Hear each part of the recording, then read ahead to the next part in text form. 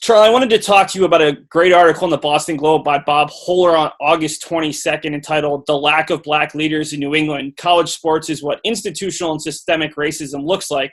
If you haven't read it, you definitely should. You were one of several Black athletic directors who were quoted, and some of the numbers were pretty staggering. I want to start with your experiences as one of the few minority leaders in college athletics. How did that kind of shape your experience or kind of provide you with a different insight than a lot of your peers? Well, I came from a place where I wasn't, when I started, I wasn't on a crusade, and I didn't want to, John Thompson famously said, when he was interviewed after his team won the national championship, and the reporter said to him, "How does it feel to be the first Black coach to win a national championship in the NCAA's basketball?" And his response is, "Don't refer to me as the first. I don't want to be the first Black coach or the first Black anything, because that implies that there was no one before me who had the skill, the intelligence, and the ability to do this," which is not the case. Everything was there except opportunity. And so, I've always felt that way about myself and my role. And so the key word for me has been opportunity.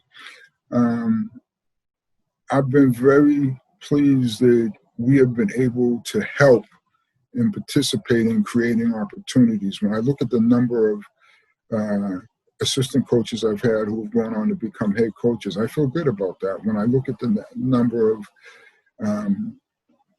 Black and female administrators we've had at the university in athletics who have gone on to run their own programs, I feel good about that. And that was intentional. We tried to create a leadership team and a pathway to leadership for the people who are on that leadership team, so that it wasn't by accident, and it wasn't something that we sort of touted our horns about. It's just what we did. And so the example that we tried to set was that, look, this is the way that it should be. It shouldn't be a big deal. This is what everybody should do. Create opportunities, particularly for underserved people, or people who haven't in the past had those opportunities. You can do that, and you can do it very easily. So I'm happy to see the discussion that's taken place today. I'm a little bit sad that it's taken as long as it has. But in the course of moving through my work world over the 40 years, there were some things that became very apparent to me. One, and I think this is in any profession, people hire folk who they're familiar with or have a level of comfort with. And it doesn't have to be family members or someone that you know is a close friend. Perhaps it's someone who just looks like you, or someone who has the same ethnic background or origins that you do. And so opportunities are created within specific groups. There's not a major problem with that, except that you then automatically and systematically cut out other groups who have not been in a position to create those same opportunities within their group. If you can take those groupings away totally, then you have a system that's open and fair, and people get opportunity and advancement based on their merit. Unfortunately, that has not been the case in this country. And, even with the discussions that have gone on in the past few months, I'm amazed at the number of folk who say that they don't believe that there is systemic racism in this country. That just is phenomenal to me. So my sense of that is that they're just in denial, or they're living in a bubble somewhere. Charlie, you talked about having a lot of Black administrators and female administrators who have gone on to have successful careers. One of the things that UMass, throughout my time at UMass Boston and well before it, has always done well is having a lot of those administrators and Black candidates. How have you worked to identify strong Black candidates and women candidates? And how do you think having such a diverse staff has helped the department over the past 40 years? Well, first of all, I think identifying candidates is a very easy task. I mean, first, first you have to have a commitment, and you have to have a commitment to make sure that you have diverse pools.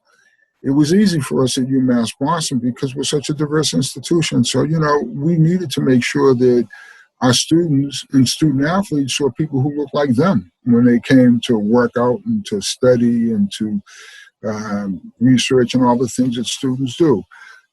So we had a good environment to do that in, and an environment where it made sense. There are a number of projects going on throughout the country to enhance and advance women's participation in sports. The Women's Sports Organization is one. National Association of Women's Basketball Coaches and so forth and so on. The same for ethnic minorities is the Minority Opportunities Administrators Association.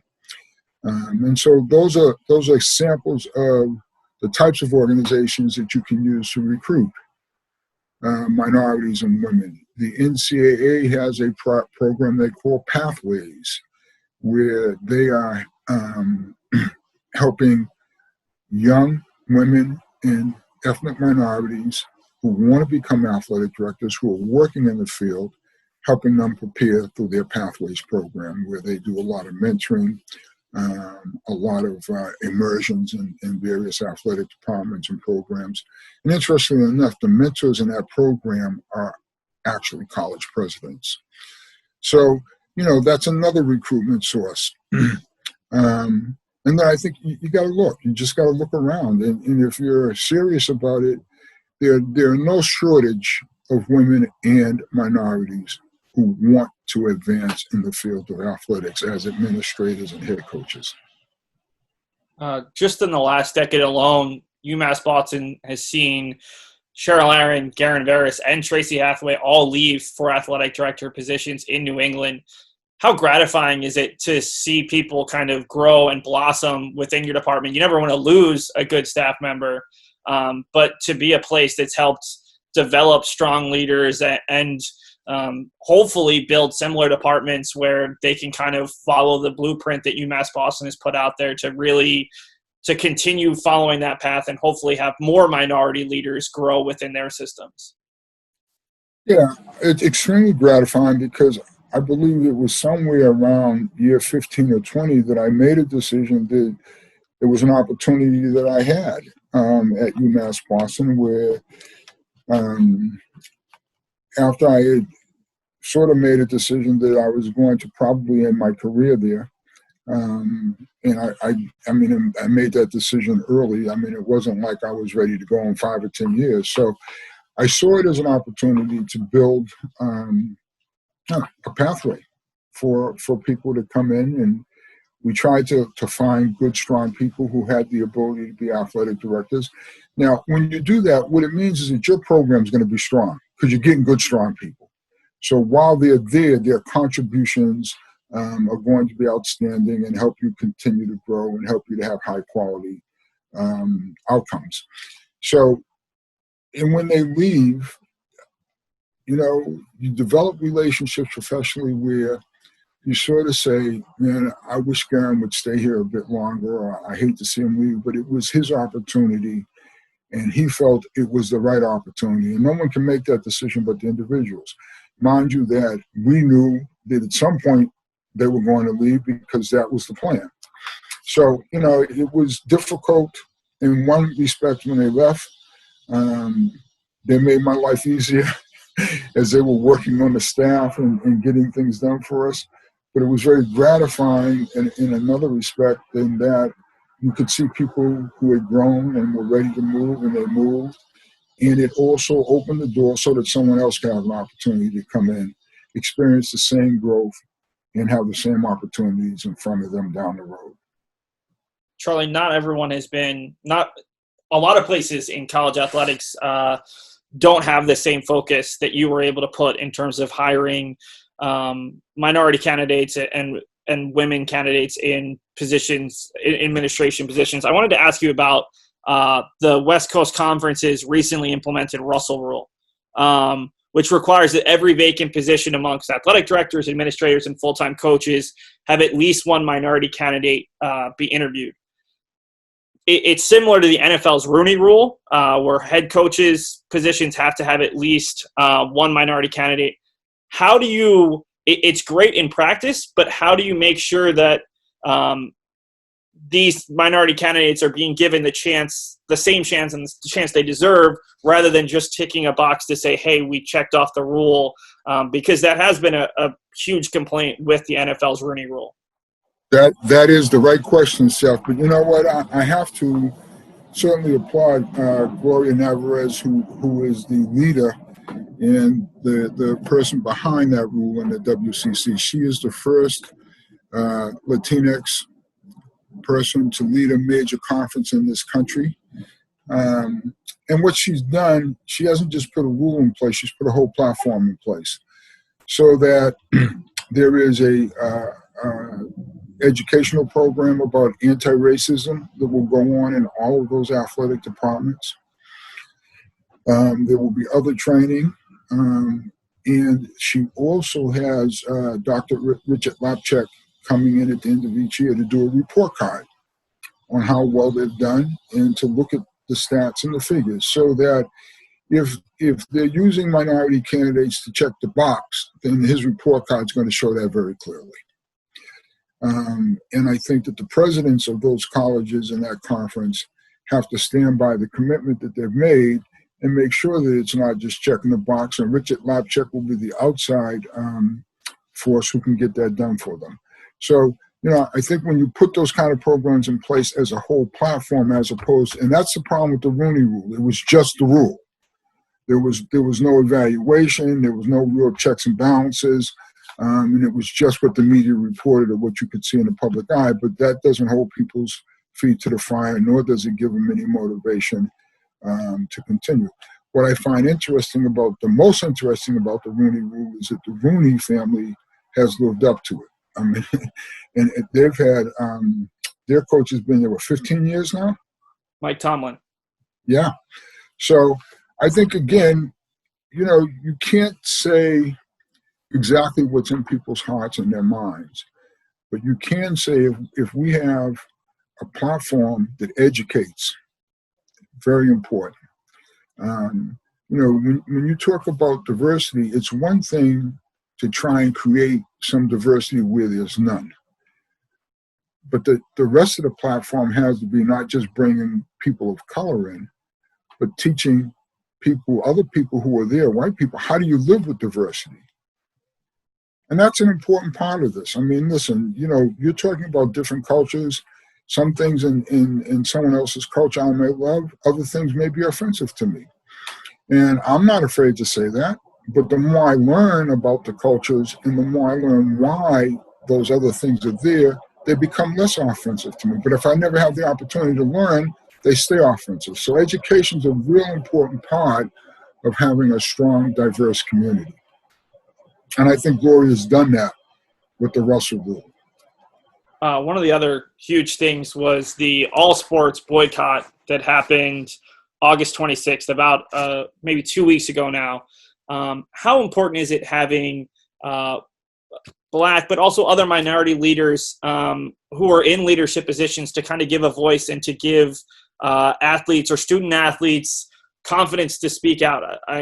It was led by the players, but I think the emotional interview from Doc Rivers, the head coach of the LA Clippers, certainly played a part in it, speaking very frankly, especially, I mean, in this case, the boycott was about police brutality, but as a son of a police officer, Doc Rivers could really speak to both sides. And I think that certainly played some part in the actions first taken by the Milwaukee Bucks and then going forward throughout the day by almost every major league within the United States and Canada. There's a lot of racism aimed at Black men from various police in this country. And I don't know, I can tell you stories that I've experienced being stopped for no reason at all and being talked to like I was a child instead of a full-grown adult with respect. And I don't know very many Black men in this country who can't tell you stories like that. So yes, it's been there and it's been there all along. I think the killings have been there. The major difference now is the technology. So now people are running around with cameras, and now, when we talked about this, and Martin Luther King and Malcolm X talked about this back in the 60s and the 70s. And it was hard for people to really get their arms around it. But now when you see it visually, I mean, the way that, who shoots someone 7 times in the back? Right? I mean, it's just ridiculous. Who puts their knee on someone's neck until they die? So now you have this visualization, and it becomes very real to a lot of people who are very offended by it. The athletes have a unique platform, and I am so happy to see them use that platform. And it's not a right or wrong issue for me. It's calling attention to the issue. People watch sports. This country is sports-centric. And so now for these athletes that get idolized and people think, yes, I think it's very good that they're calling attention to it. And I'm not one who demands that athletes be political or socially conscious, but the fact that you have that platform, that I think gives you an opportunity to exercise a responsibility if you want to accept the responsibility. You don't have to, but if you want to, you have a great platform to accept it on, and then to use that platform to draw attention to what's going on. That's leadership.